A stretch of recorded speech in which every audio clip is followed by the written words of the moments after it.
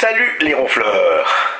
Eh bien, une bonne nouvelle quand même dans cet océan, dans ce tsunami financier qui nous gonfle tous les jours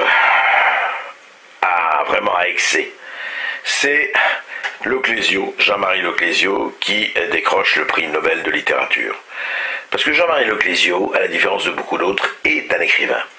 Et moi j'aimerais bien, et j'aimerais que vous m'appuyiez, que vous m'écriviez, que vous mailiez, que vous téléphoniez, que tout, pour dire que, enfin, la distinction de Roland Barthes entre écrivain et écrivant soit reconnue et mise à l'ordre du jour, y compris dans les critiques. Car il y a les écrivains.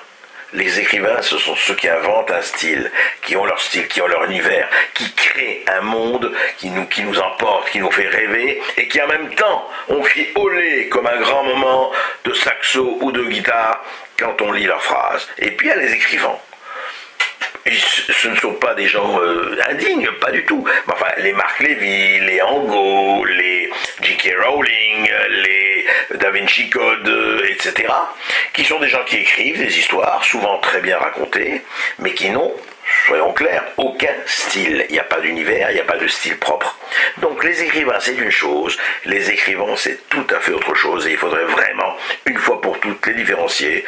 En tout cas, soyons heureux et saluons qu'un écrivain, un très grand écrivain, que vous ferez bien de lire, depuis le procès-verbal jusqu'au désert, jusqu'à la fin, là récemment, Jean-Marie Gustave Leclésio, le plus discret, le plus raffiné de nos écrivains.